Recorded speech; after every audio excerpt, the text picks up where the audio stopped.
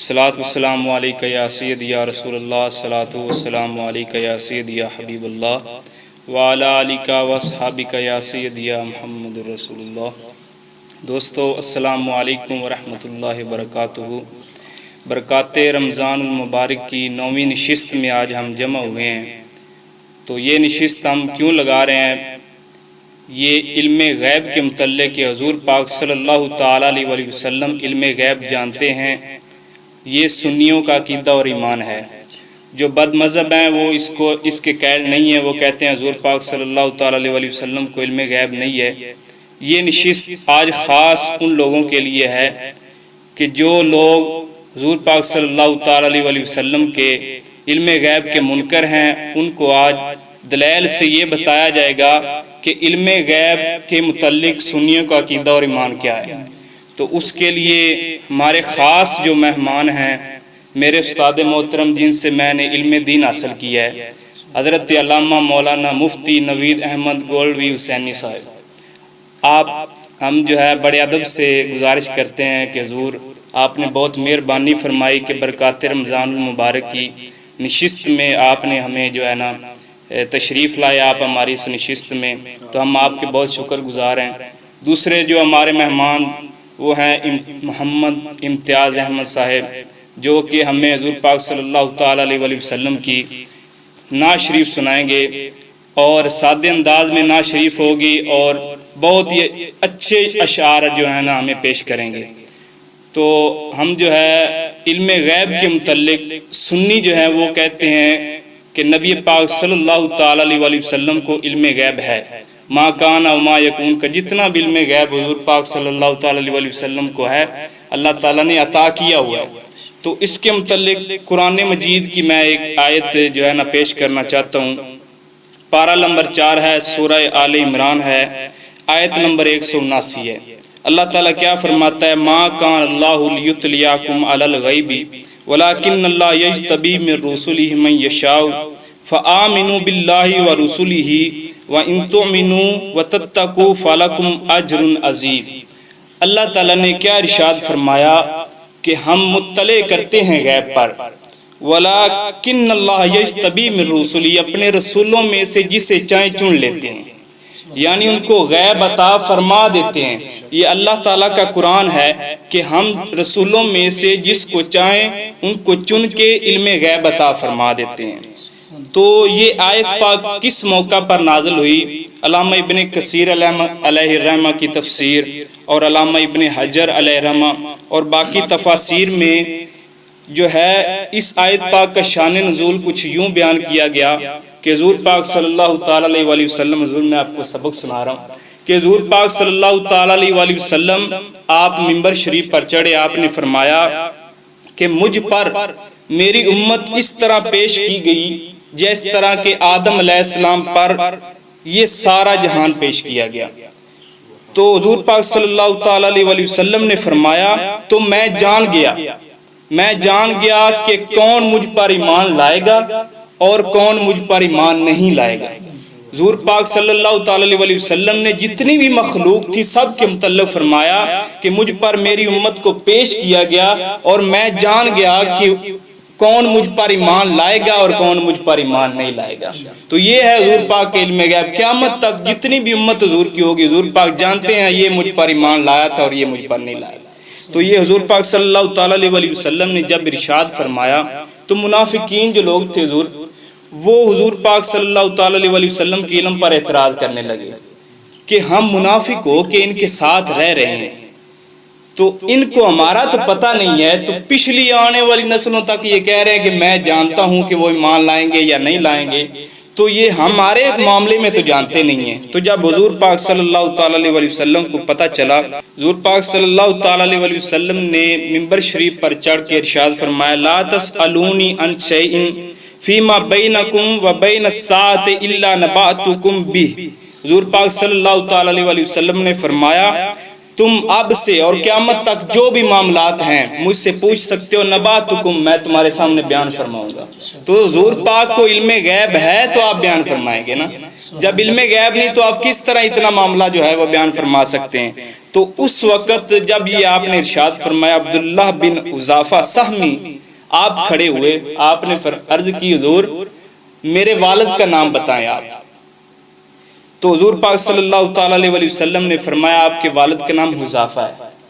تو حضور پاک نے ارشاد جب فرمایا، انہوں نے عرض کی من ابی یا رسول اللہ، میرے باپ کون ہیں؟ تو آپ نے فرمایا تمہارے باپ جو ہیں حذافہ ہیں. تو اس وقت حضرت عمر فاروق کھڑے ہوئے، آپ نے عرض کی حضور ہم اللہ پر، اسلام پر، قرآن مجید پر اور آپ کے آخری نبی ہونے پر ایمان لاتے ہیں، ہمیں آپ کے علم غیب میں کوئی شک نہیں ہے. تو حضور پاک پھر منبر سے نیچے تشریف لائے. تو یہ تھا اس آیت پاک کو جب منافقین نے یہ اعتراض کیا تو اس وقت اللہ تعالیٰ نے فرمایا تم میرے نبی کے بارے میں زبانیں دراز نہ کرو، بلکہ میں اللہ جسے رسولوں میں سے چاہوں چن کر اس علم غیب عطا کر فرما دیتا ہوں. تو آئیے اب ہم نعت خوانی کا سلسلہ شروع کرتے ہیں. تو اس کے لیے ہمارے پاس جو مہمان تشریف لائے ہیں قاری محمد امتیاز احمد صاحب، تو ان سے ہم عرض کرتے ہیں کہ وہ ہمیں حضور پاک صلی اللہ علیہ وسلم کی نعت شریف سنائیں. آپ ہمارے ساتھ رہیں. بسم اللہ الشیطان الرجیم، بسم اللہ الرحمن الرحیم. سب سے پہلے تو میں مشکور ہوں حضرت علامہ مولانا مبشر صاحب کا کہ جنہوں نے برکات رمضان میں ہمیں یہاں بیٹھنے کا شرف حاصل کیا. اور اس کے بعد میں اس بات پر بہت فخر آج محسوس کر رہا ہوں کہ مجھے سعادت نصیب ہوئی ہے کہ میں نے حضرت علامہ مولانا مفتی استاد محترم نوید احمد چشتی صاحب آپ کے ساتھ بیٹھ کر میں نے نشست کی ہے. یہ میرے لیے بہت سعادت کی بات ہے. اور میں آپ کے سامنے بولنے کی کچھ ضرورت تو نہیں رکھتا، لیکن بطور سبق آپ کی کچھ گوشگزار کروں گا. اور زیادہ وقت میں آپ کا نہیں لینا چاہتا، کیونکہ ہم نے اس جو یہ نشست ہے اس میں ہم نے آج علم غیب کے متعلق بہت کچھ آپ سے سننا ہے اور آپ کے علم سے مستفید ہونا ہے. کیونکہ ہمیں جو کچھ بھی ملا ہے، جو کچھ بھی ملا ہے، ہمیں کیا جس کو بھی ملا ہے حضور کے صدقہ وسیلہ سے ملا ہے. ہمیں اگر مال ملا ہے، اگر دولت ملی ہے، اگر جان ملی ہے، آج یہ رمضان شریف کی برکات ہم حاصل کر رہے ہیں، یہاں تک کہ قرآن پاک ملا ہے، جو بھی ملا حضور کے صدقہ سے ملا. سبحان اللہ. اور اسی طرح اسی سلسلہ میں ایک شاعر نے کیا خوب لکھا ہے، ماشاءاللہ. آپ فرماتے ہیں کہ رتبہ جو میرے سر کو ملا ہے، رتبہ جو میرے سر کو ملا ہے تیرے در سے ملا ہے. سبحان اللہ، کیا بات. حالانکہ سر بھی تو تیرے در سے ملا ہے. نہ شاہوں سے ملا ہے نہ تونگر سے ملا ہے، نہ شاہوں سے ملا ہے نہ تونگر سے ملا ہے، اللہ کا عرفان تیرے گھر سے ملا ہے. سبحان اللہ، کیا بات. اور جس کو ملا ہے، جتنا ملا ہے، جو کچھ ملا ہے مقدر سے ملا ہے. میرے آقا ہم کو تو مقدر بھی تیرے در سے ملا. سبحان اللہ، کیا بات. اور حضور پاک کی شان تو ورال ورا ہے، ہم جتنی دیر بیٹھ رہے ہیں آپ کی شان مکمل نہیں ہو سکتی. اور اعلیٰ حضرت سرکار کشتہ عشق و رسالت مجدد دین و ملت الشاہ امام احمد رضا خاں بریلوی رحمہ اللہ، آپ نے تو کیا خوبی انداز میں لکھ دیا ہے. آپ فرماتے ہیں تیرا مسند ناز ہے عرش بری، سبحان اللہ، کیا بات. تیرا محرم راز ہے روح الامین، تو ہی سرور ہر دو جہاں ہے شاہ، تیرا مثل نہیں ہے خدا کی قسم. آپ فرماتے ہیں یا رسول اللہ تیرا مثل ہی نہیں ہے. تم آپ کی شان ایسی ہے کہ آپ کی مثل کوئی دوسری چیز اللہ تعالیٰ نے پیدا ہی نہیں فرمائی. اور ایک اس سے آگے آپ فرماتے ہیں کہ تیرے خلق کو حق نے عظیم کہا، تیری خلق کو حق نے جمیل کہا. تیرے خلق کو حق نے عظیم کہا، تیری خلق کو حق نے جمیل کیا. کوئی تجھ سا ہوا ہے نہ ہوگا شاہ، تیرے خالق کے حسن و ادا کی قسم. سبحان اللہ. اور حضور پاک کی شان ایسی ہے جو بیان کرتے کرتے دفتر کاغذات ختم ہو سکتے ہیں، سیاں ختم ہو سکتی ہیں، لیکن حضور کی شان ختم نہیں ہوگی۔ اعلیٰ اشکار نے کیا خوب فرمایا، فرمایا رہے گا یوں ہی ان کا چرچا رہے گا یوں ہی ان کا چرچا رہے گا، پڑے خاک ہو جائیں جل جائیں۔ وآخر دعوانا سبحان اللہ، ماشاء اللہ۔ تو آپ نے سنا قاری محمد امتیاز احمد صاحب نے بہت ہی اچھے انداز میں حضور پاک صلی اللہ علیہ وسلم کی ثنا فرمائی۔ تو دوستو، میں ایک حضور پاک صلی اللہ علیہ وسلم کے علم غیب کا واقعہ سنا کر اپنے استاد محترم کو دعوت دوں گا کہ استاد صاحب قبلہ ہمارے سامنے یہ بیان فرمائیں گے کہ عقیدہ اہل سنت جو ہے وہ علم غیب کے متعلق کیا ہے۔ تو ابو جہل جو تھا، نام ماننے والے بھی کئی وہابیوں کی طرح ہیں، ابو جہل جو تھا وہ آیا، مٹھی میں اس نے کنکریاں لی ہوئی تھی، تو حضور پاک صلی اللہ تعالی علیہ وسلم کے پاس آ کر کہنے لگا کہ میرے ہاتھ میں کیا ہے؟ حضور پاک نے فرمایا میں بتاؤں یا جو تمہاری مٹھی میں ہے وہ خود بولیں؟ میں بتاؤں یا جو تمہاری مٹھی میں ہے وہ خود بولیں۔ اب کافر کا چیلنج یہ تھا کہ آپ کو پتہ نہیں ہوگا، آپ کو پتہ نہیں ہوگا، لیکن جب کنکریوں نے کلمہ پڑھا تو اس نے کنکریاں وہی پھینکی اور بھاگ نکلا۔ اب کافر چیلنج کرتا ہوا آتا ہے، جب آگے سے جواب آتا ہے تو پھر بھاگتا ہوا جاتا ہے۔ لیکن حضور پاک تو جانتے تھے کہ مٹھی میں کنکریاں ہیں۔ اب دیکھیں، اس کی میں آپ کو ایک مثال دیتا ہوں کہ اگر کسی گھر میں کوئی مرد کو چھپا دیا جائے اور باہر میں آ کے لوگوں کو کہا جائے کہ آپ یہ بتائیں کہ اندر کوئی ہے یا نہیں ہے، اب جو باہر والے لوگ ہیں ان کے لیے بھی یہ غیب ہے کہ اندر کوئی ہے یا نہیں ہے، جو اندر والا ہے اس کے لیے بھی یہ غیب ہے کہ باہر کون سے لوگ کھڑے ہیں۔ باہر والوں کے لیے اندر والا غیب ہے، اندر والے کے لیے باہر والے لوگ غیب ہیں۔ اب جو ہے وہ مٹھی میں کنکریاں لے کے آیا تھا، تو اب حضور کے لیے وہ اندر والی کنکریاں غیب ہیں اور کنکریوں کے لیے باہر والے حضور غیب ہیں۔ اب جب کنکریوں نے حضور کے کہنے پر بولی تو جن پر حضور کی نگاہ پڑ جائے وہ غیب کی خبریں کلمہ شریف پڑھنا شروع کر دیتی ہیں، وہ غیب کی خبریں دینا شروع کر دیتی ہیں، تو پھر حضور کا عالم کیا ہوگا۔ تو دوسری بات، کنکریوں نے یہ بتا دیا ہے، حضور کنکریوں نے یہ بتا دیا ہے کہ جب بھی علم غیب پر کوئی اعتراض کرنے والا آئے تو تم آگے سے چپ نہیں رہنا، تم حضور کے دفاع کے لیے بولنا پڑے گا۔ تو کنکریوں نے بھی بول کر کہا کہ حضور کے پاس علم غیب ہے، تو پھر ابو جہل جو بھاگا۔ تو یہ تھا حضور پاک صلی اللہ تعالی علیہ وسلم کا علم غیب، جن پر حضور کی نگاہ بھی پڑ جائے وہ بھی غیب کی خبریں بتانے لگ جاتی ہیں۔ اس طرح اللہ کے ولیوں پر بھی نگاہ پڑ جاتی ہے تو وہ بھی غیب کی خبریں بتانے لگ جاتی ہیں۔ تو اسی وجہ سے اللہ حضرت نے فرمایا اور کیا تم سے کوئی چیز نہاں ہو بھلا یا رسول اللہ، اور کیا کوئی چیز تم سے نہاں ہو بھلا، جب خدا ہی تم سے نہ چھپا تم پہ کروڑوں درود۔ وہ غیب الغیب ذات حضور آپ سے نہیں چھپی تو پھر اور کیا چیز آپ سے چھپ سکتی ہے۔ تو آئیے اب ہم حضرت علامہ مولانا مفتی استاد محترم پاکستان کے مشہور نامور خطیب مفتی نوید احمد گولوی حسینی صاحب، ان کو دعوت دیتے ہیں کہ وہ ہمیں یہ بتائیں کہ عقیدہ اہل سنت جو ہے علم غیب کے متعلق وہ کیا ہے۔ بسم اللہ الرحمن الرحیم، الصلاۃ والسلام علیک یا سیدی یا رسول اللہ، الصلاۃ والسلام علیک یا سیدی یا حبیب اللہ، الصلاۃ والسلام علیک یا سیدی یا رحمت للعالمین، وعلی آلک و صحابک یا سیدی یا محمد۔ سب سے پہلے السلام علیکم ورحمۃ اللہ۔ یہ برکات رمضان شریف میں اللہ تعالیٰ کے فضل سے ہم آج شریک ہیں، اور مسئلہ علم غیب کی یہ پہلی نشست ہے، اگرچہ آپ کی 9ویں نشست ہوگی لیکن ناچیز کی پہلی نشست میں حاضری ہے، اور اللہ تعالیٰ جل شانہ کا فضل ہے کہ پہلی ہی نشست میں حضور پاک صلی اللہ علیہ وسلم کے علم غیب شریف کے بارے میں ہم بات کریں گے۔ سبحان اللہ، سبحان اللہ۔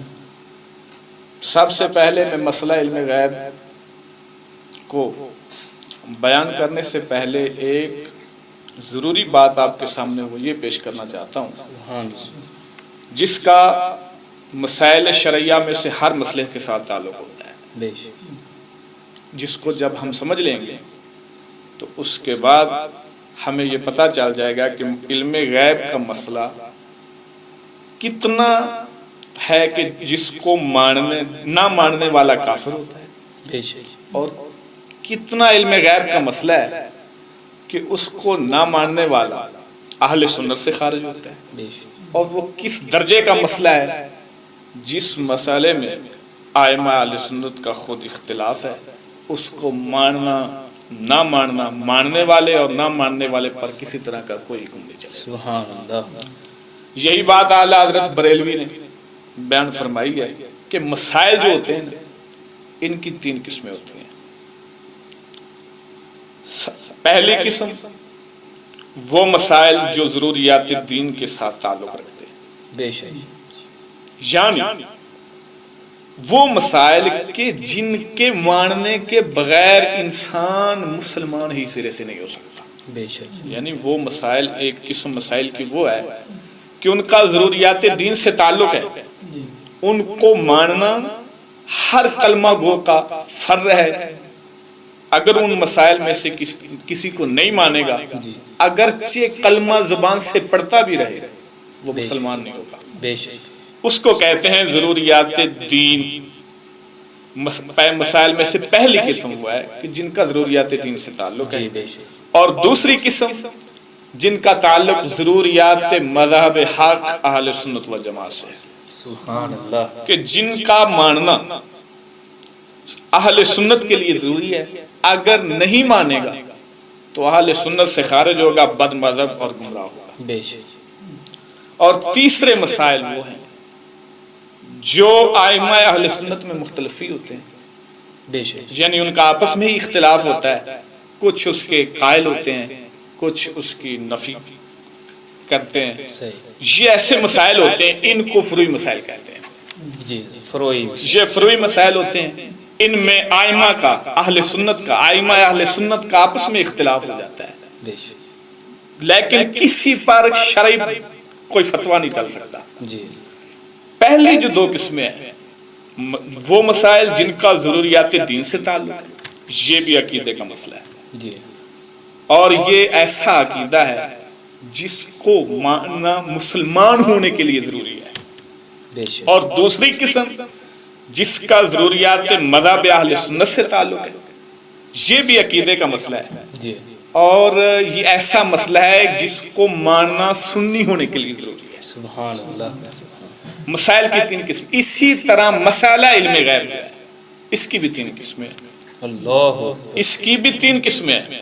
اس کی بعض جزئیات ایسی ہیں جو ضروریات دین سے تعلق رکھتی ہیں، ان کو اگر کوئی نہیں مانے گا، جس طرح مرضی کلمے پڑھتا رہے، جو نمازیں پڑھتا رہے، جو مرضی کرتا رہے، زبان سے کلمہ تو پڑھ رہا ہے لیکن مسلمان نہیں ہے، سبحان، کیونکہ ضروریات دین ان مسائل میں آتے ہیں، ان کا ماننا ہر ایک پر فرض ہوتا ہے مسلمان ہونے کے لیے۔ اور دوسری قسم علم غیب میں بھی ایسی ہے جس کا تعلق ضروریات مذہب حق اہل سنت و جماعت سے، کہ اس کو مانیں گے تو سنی ہوں گے، اگر نہیں مانیں گے تو سنیت سے خارج، بد مذہب گمراہ ہوں گے۔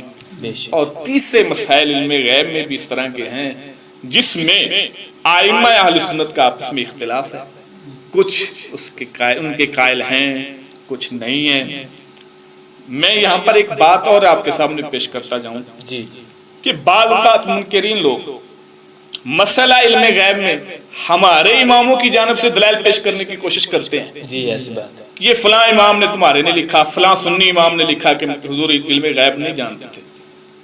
پکی اور مسلم بات یہ ہے کہ جو ائمہ اہل سنت کی کتابوں سے وہ نکالتے ہیں نا، وہ تیسری قسم ہے مسائل کی، جو فروعی مسائل میں آتا ہے، جن میں کوئی اگر مانے یا نہ مانے کسی طرح کا اس پر حکم نہیں چلتا، وہ اس کو لے کر ان مسائل کا انکار کرتے ہیں جو ضروریات دین میں آتے ہیں، جی، بے شک، اور جن کا ماننا ہر مسلمان کے لیے ضروری ہے، اس کو آڑ بناتے ہیں، لیکن آگے ائمہ اہل سنت نے تو اور یعنی اس صورت میں اختلاف ہے ان کا جو فروعی مسائل میں دلیل اس کی لیتے ہیں اور انکار ان مسائل کا کرتے ہیں جو عقائد کے باب میں آتا ہے.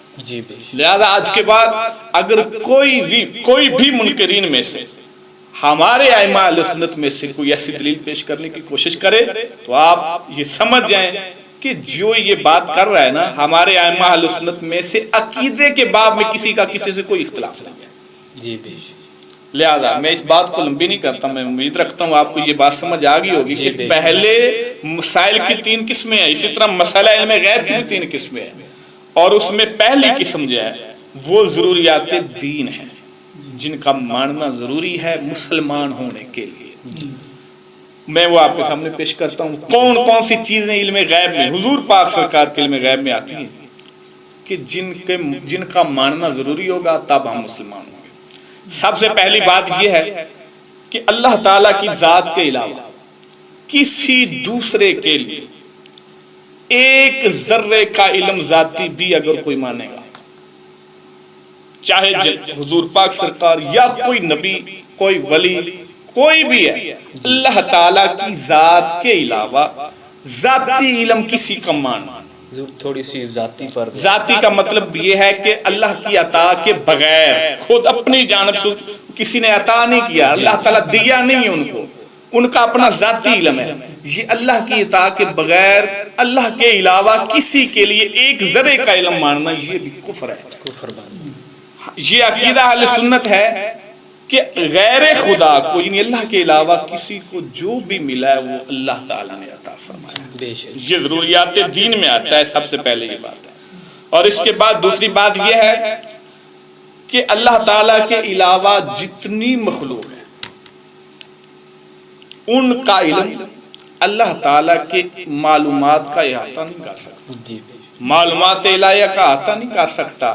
جتنی بھی مخلوق ہے برابر کہنا تو کجا کہ اللہ تعالیٰ کے علم کے برابر ہے. اللہ تعالیٰ کے علوم کا معلومات الہیہ کا احاطہ نہیں ہو سکتا. اولین سے لے کر آخرین تک جہاں سے کائنات بنی ہے ازل سے لے کر قیامت تک تمام نبی تمام رسول ملائکہ مقربین جو بھی ہیں تمام کے علوم کو ملا لیا تو ان کے علوم کو اللہ تعالیٰ کے علم سے وہ نسبت بھی نہیں.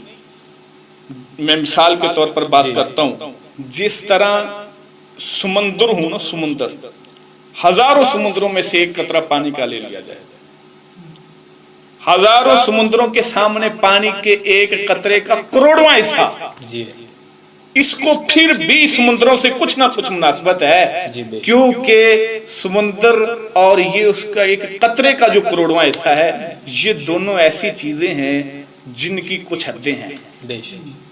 یعنی اس کو علمی زبان میں متناہی کا لفظ بولتے ہیں, ان کی کوئی نہ کوئی حد ہے, پھر بھی اس کو کچھ نہ کچھ نسبت ہے. سمندر اور اس کروڑویں حصے پانی کے قطرے کو کچھ نہ کچھ نسبت پھر بھی ہے. لیکن اللہ تعالیٰ کے علم سے تمام مخلوق کا علم جو سمندر کے کروڑویں حصے ایک قطرے کے کروڑویں حصے کو جو سمندر سے نسبت ہے تمام مخلوق کے علم میں سے کسی کے علم کو بھی اللہ کے علم سے وہ نسبت بھی نہیں ہے. کیوں کہ اللہ تعالیٰ کا علم غیر متناہی, غیر متناہی کا مطلب ہے جس کی کوئی حد ہی نہیں, اور مخلوقات کے جتنے علم یہ متناہی ہیں, ان کی حدیں ہیں, تو یہ حد میں ہیں ان کی حد ہی نہیں. اگرچہ اگلی بات پر غور فرمانا, اگرچہ مخلوق کو عرش سے فرش تک کا علم ہے, یہ ایک علیحدہ مسئلہ ہے, عرش سے فرش تک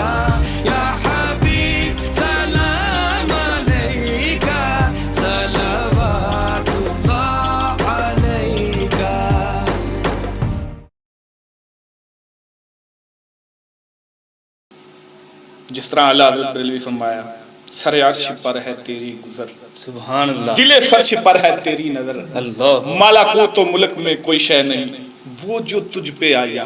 سبحان اللہ, عشق محبت عشق اعلیٰ حضرت, محبت عشق محبت عشق محبت, اعلیٰ حضرت, علم و حکمت علم و اعلیٰ حکمت. حضرت. یعنی اگرچہ مخلوق کا علم عرش سے فرش تک ہو, مشرق سے مغرب تک ہو, روز اول سے روز آخر تک جتنا بھی ہے, پھر بھی دو حدیں ہیں, عرش سے فرش ایک حد ہے. مشرق سے مغرب ایک حد ہے، روز اول سے روز آخر ایک حد ہے، آخر یہ ان کی حدیں ہیں، لیکن جو اللہ تعالیٰ کا علم ہے اس کی کوئی حد نہیں ہے۔ سبحان لہٰذا مخلوق کے علم میں سے کسی کو اللہ تعالیٰ کے علم سے، جس طرح میں نے پہلے مثال دی، وہ نسبت بھی نہیں، کیونکہ مخلوق کے علم کی آخر حد ہے، اللہ تعالیٰ کے علم کی کوئی حد نہیں۔ تو یہ منکرین لوگ جو کہتے ہیں کہ یہ اللہ تعالیٰ کے علم کے مساوی حضور کے علم کو کہتے ہیں، یہ ان کا ہم پر افتراء ہے، یہ بہتان ہے۔ ہمارا عقیدہ یہ ہے کہ مخلوق میں سے کسی کے علم، اللہ کے علم سے وہ نسبت بھی نہیں جو کروڑوں سمندروں میں سے ایک قطرے کے کروڑویں حصے کو ہے، کیونکہ آخر وہ اس میں دو حدیں ہیں، وہ دونوں چیزیں ایسی ہیں جن کی حدیں ہیں، اور اللہ تعالیٰ کا علم اور مخلوق کا علم ان میں ایسی نسبت بھی نہیں ہے۔ ایک بات یہ ضروریات دین سے ہے، اور اگلی بات وہ یہ ہے کہ اس بات پر بھی ہم اجماع ہے کہ تمام نبیوں اللہ تعالی جل شانہ نے کثیر اور وافر جزیات کا علم عطا فرمایا ہے، علم غیب کثیر اور وافر جزیات کا علم عطا فرمایا ہے، یہ ضروریات دین سے ہے۔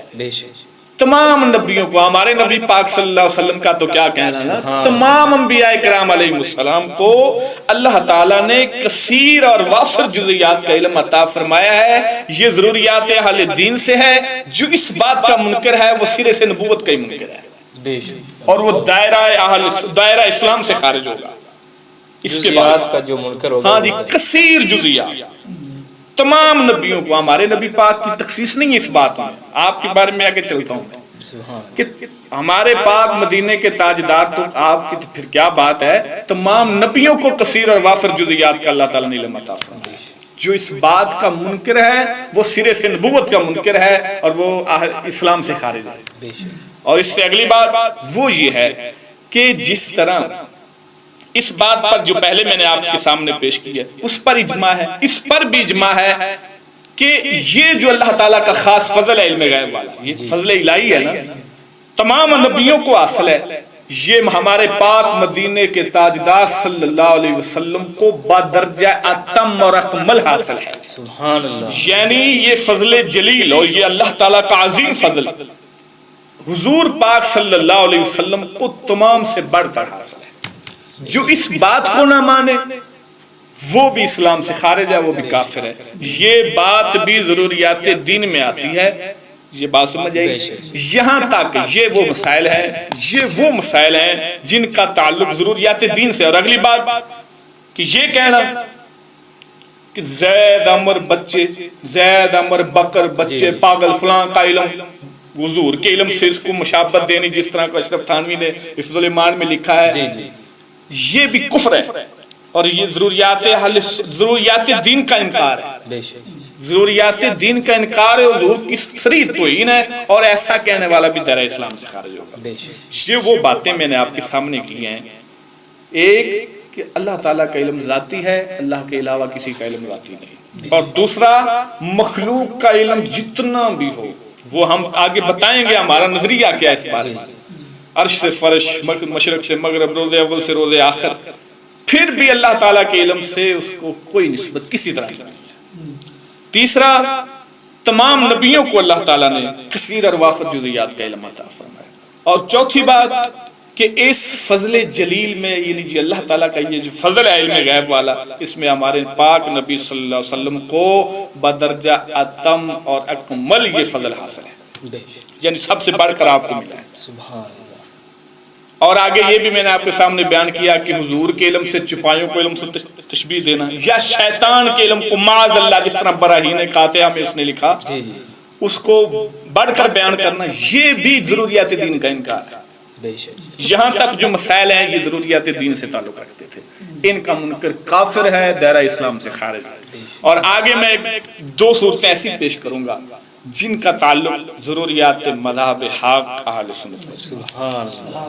سنیں، ان میں سے پہلی قسم یہ ہے کہ جس طرح اللہ تعالیٰ نے اپنے پاک نبیوں کو علم غیب عطا فرمایا ہے، اسی طرح رسولوں کے واسطے سے ولیوں کو علم غیب دیا ہوا ہے۔ اللہ جو اس بات کا منکر نبیوں کا علم غیب مانے اور رسولوں کے واسطے سے ولیوں کے علم غیب کا انکار کرے، جس طرح کے معتزلہ لوگ کرتے ہیں، جی جی وہ ضروریات مذہب حق اہل سنت کا منکر ہے، وہ بد مذہب گمراہ اور بدعتی ہے۔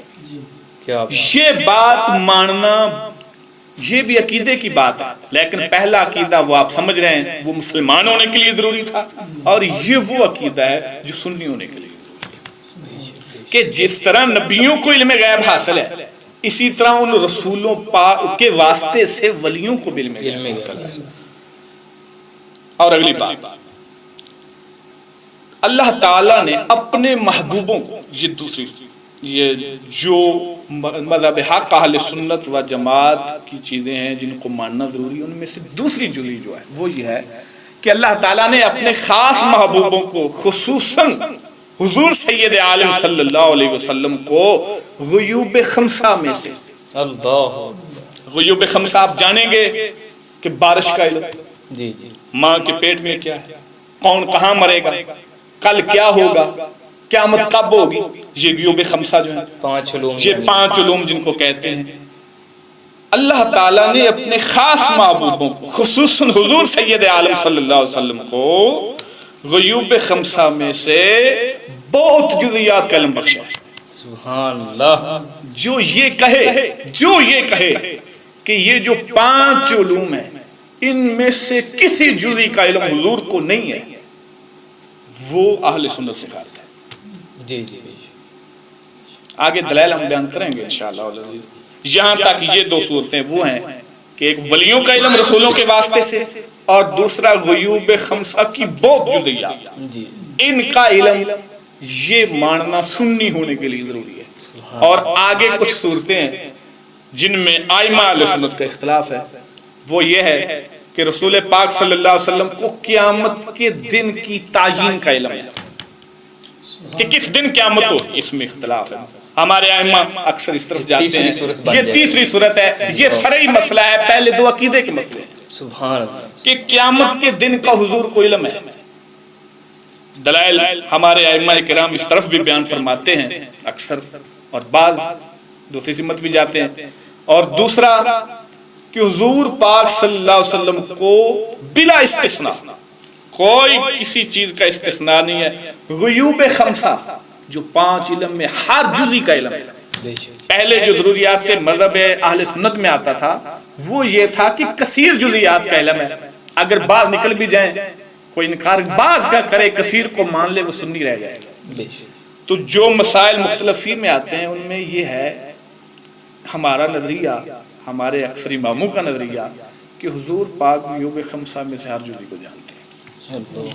اور تیسرا، جو کچھ بھی لوح محفوظ میں لکھا ہوا ہے، جو کچھ بھی لوح محفوظ میں لکھا ہے، روز اول سے روز آخر، ما کان سے ما یکون، جتنا کچھ لوح محفوظ میں لکھا ہے، یہ نظریہ ہے ہمارا کہ ہمارے رسول اس کو جانتے ہیں صلی اللہ علیہ وسلم۔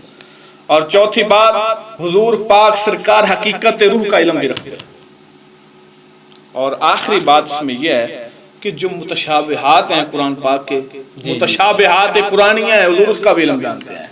یا حضور وضاحت فرما دیں، یعنی وہ مسائل کہ جن میں اللہ تعالیٰ نے ید اللہ کا لفظ بولا، جی جی، اور اس کا معنی بعض وہابیہ وغیرہ جس طرح یہ کرتے ہیں، یہ تو کفر کرتے ہیں، ہاتھ سے جسم اپنے طرح کا ثابت کرنے کی کوشش کرتے ہیں، تو یہ ید کا کیا معنی ہے، کیا مطلب ہے، کیا مفہوم ہے، ہمارے حضور جانتے ہیں۔ سبحان اللہ، کیا بات۔ یہ تھا وہ صورتیں، پہلی آپ کے سامنے میں نے پیش کی ضروریات دین سے تعلق رکھنے والی، دوسری ضروریات مذہب اہل سنت سے تعلق رکھنے والی، اور تیسری وہ ہیں جن کا ائمہ اہل سنت میں اختلاف ہے، اگر کوئی مانے یا نہ مانے اس پر کسی طرح کا حکم نہیں چلے گا۔ اب بات یہ ہے کہ بات لمبی ہوتی چلی جا رہی ہے، میں اگلی نشست میں دلائل کی طرف بھی جاؤں گا، جی جی، اس مجلس میں صرف ایک بات کرنا چاہتا ہوں، سبحان اللہ، وہ یہ جو پہلے آپ نے روایت پیش کی ہے، جی جی، شان نزول ما کان اللہ لیطلعکم علی الغیب ولکن اللہ یجتبی من رسلہ من یشاء، سبحان اللہ، اس کا شان نزول آپ نے بیان فرمایا کہ کب یہ بات ہوئی، جی، کہ جب حضور پاک سید عالم صلی اللہ تعالی علیہ وسلم آپ سے سوال کیا گیا میں یہ بخاری شریف کے حوالے سے بیان کرتا ہوں، اس وجہ سے کہ جو منکرین لوگ ہیں وہ اکثر بخاری کی بات کرتے ہیں کہ ہم نے بخاری سے یہ بات کی، بخاری سے میں یہ حدیث پاک بیان کر کے بتاؤں گا کہ بخاری شریف میں تقریباً 9 جگہ پر یہ روایت آئی ہے، اور ہر حدیث کا نمبر بھی بتاؤں گا آپ کو، جو چاہے دیکھ لیں۔ حضرت ابو موسیٰ رضی اللہ تعالیٰ عنہ آپ سے روایت ہے، رسول اکرم قال سئل النبی صلی اللہ علیہ وسلم ان اشیاء کریہا، حضور پاک سرکار سے کچھ ایسی چیزوں کا سوال ہوا جس کو حضور نے اچھا نہیں سمجھا۔ فلما اکثر علیہ، جب سوالوں کی کثرت ہوئی، بہت سے ایسے سوال ہوئے حضور نے اچھا نہ سمجھا، غضب، رسول اکرم صلی اللہ علیہ وسلم غضب میں آ گئے۔ ثم قال للناس، پھر آپ نے فرمایا لوگوں کو، سلونی اما شئتم، کیا بات، آپ نے فرمایا پوچھو جو پوچھتے ہو مجھ سے، سلونی اما شئتم، جو پوچھنا چاہتے ہو آج مجھ سے پوچھو۔ جب حضور پاک صلی اللہ علیہ وسلم نے یہ بات فرمائی، قال رجل من ابی، ایک شخص کھڑے ہوئے، انہوں نے عرض کیا یا رسول اللہ صلی اللہ علیہ وسلم میرے باپ کون ہے؟ قال ابو کا حذیفہ، آپ نے فرمایا تمہارے باپ کا نام حذیفہ ہے۔ فقام آخر، ایک اور کھڑے ہوئے، فقال من ابی یا رسول اللہ، دوسرے کھڑے ہوئے وہ کہتے ہیں یا رسول اللہ میرے باپ کا نام کیا ہے؟ فقال رسول اللہ صلی اللہ علیہ وسلم ابو کا سالم مولا شیبہ، فرمایا تیرا باپ سالم ہے جو شیبہ کا غلام۔ فلما رأى عمر، حضرت فاروق ما فی وجہہ، جب فاروق اعظم سرکار نے حضور پاک کا چہرہ انور دیکھا، غضب کے آثار تھے رسول اکرم کے چہرہ انور میں، قال یا رسول اللہ صلی اللہ علیہ وسلم انا نتوب الی اللہ عز وجل، یا رسول اللہ ہمیں معافی دے دیں، ہم توبہ کرتے اللہ کی بارگاہ میں، آپ کے علم غیب پر آپ کوئی اعتراض نہیں ہوگا۔ یہ روایت بخاری شریف میں ایک حدیث نمبر 92، ایک دوسرا 93، چوتھی 540 نمبر حدیث، اور پانچویں 4621 حدیث نمبر، یہی حدیث ہے، یہی، اور چھٹی 6362، اور ساتواں 7089،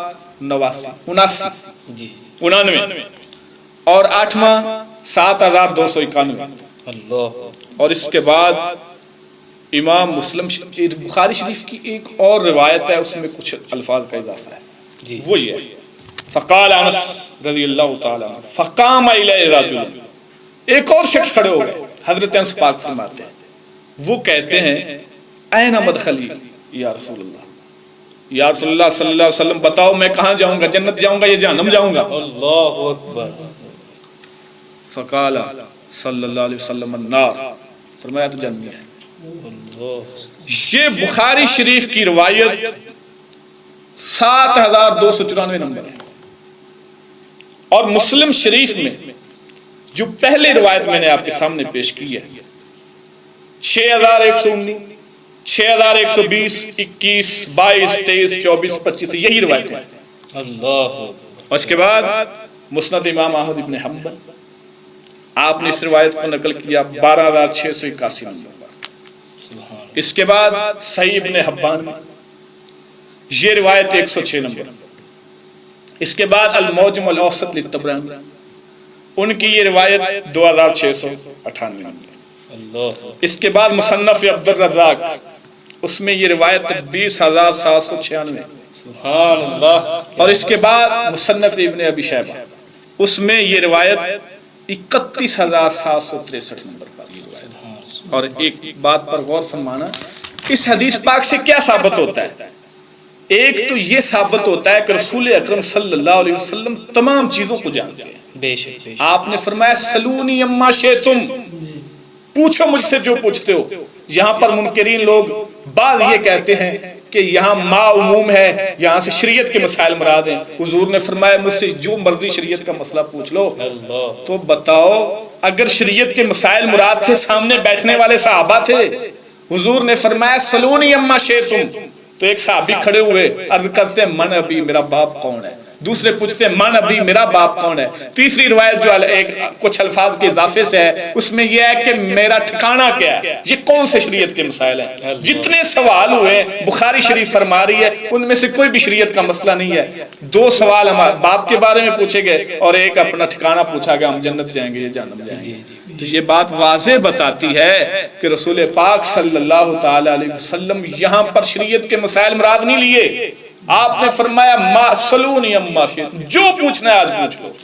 تو پھر صحابہ نے سوال کیے، پھر حضور نے بتایا. اور یہ نہیں فرمایا آگے سے کہ میں نے تو شریعت کے مسئلوں کی بات کی ہے تم نے کیا پوچھنا شروع کر دیا، بلکہ جو پوچھتے گئے حضور بتاتے گئے. اور میں ایک اور بات کروں آپ کے سامنے یہاں پر کچھ اضافے سے، وہ یہ ہے کہ یہودیوں نے حضور پاک صلی اللہ علیہ وسلم کی جب دعوت کی کھانے میں زہر ملا دیا. حضور پاک صلی اللہ علیہ وسلم نے فرمایا یہودیوں کو بلاؤ میرے پاس. کھانا بول کر، کھانے نے بول کر حضور کو بتایا مجھے نہیں کھانا، مجھ میں زہر ہے. آپ نے فرمایا ان کو میرے پاس بلاؤ. یہودی آئے تو فرمایا تم میری ایک بات کی تصدیق کرو گے؟ انہوں نے کہا جی ہاں کریں گے. آپ صلی اللہ علیہ وسلم نے فرمایا فقال لهم النبی صلی اللہ علیہ وسلم من ابوکم، بتاؤ تمہارا باپ کون ہے. یہودیوں سے آپ نے سوال کیا. قالوا فلان، وہ کہنے لگے حضور فلاں ہمارا باپ ہے. فقال کذبتم، آپ صلی اللہ علیہ وسلم فرمایا جھوٹ بولتے ہو، تمہارا وہ باپ نہیں ہے. بل ابوکم فلاں، اور تمہارا فلاں باپ ہے. قالوا صدقت یا رسول اللہ. جب حضور پاک صلی اللہ علیہ وسلم نے یہودیوں کو یہ بات فرمائی نا تم جھوٹ بولتے ہو اپنے باپ کا جو ہمیں بتا رہے ہو تمہارا یہ باپ نہیں ہے، میں بتاتا ہوں تمہارا باپ کون ہے. تو جب آپ نے بتایا تو بخاری فرما رہی ہے انہوں نے کہا صدقت. اب یہ بھی بخاری شریف میں روایت ہے 3169 ایک اور دوسری 5777 اور مسند امام ابن احمد ابن حنبل میں 9826 اور سنن دارمی میں 69 نمبر روایت. السنن الکبری للنسائی میں 11355. اس کے بعد اسی روایت کو آگے چلا رہے ہیں کہ آپ صلی اللہ علیہ وسلم دوسری حدیث میں آپ نے جب فرمایا نا سلم ما بدا، جو پوچھنا چاہتے ہو تم پوچھو. ایک حدیث میں ارشاد ہوا کہ آپ نے کھڑے ہو کر سب کچھ دیکھ لیا.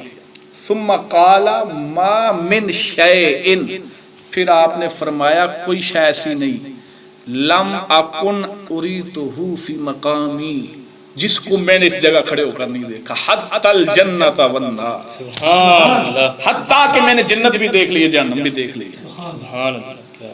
یہ روایت بھی بخاری شریف کی، بخاری شریف کی 87 نمبر روایت، بخاری شریف کی 183 نمبر روایت، بخاری شریف کی 922 نمبر روایت، 745 نمبر روایت، 1053. مسلم شریف میں 2103 اور 2104. موطا امام مالک میں یہ روایت موجود ہے. اور مصنف ابن ابی شیبہ میں 37510، السنن الکبری للبہقی میں 6153 اور مسند امام احمد ابن حنبل میں 26970، صحیح ابن حبان میں 3431 روایت نمبر، الموجم الکبیر للطبرانی میں 315.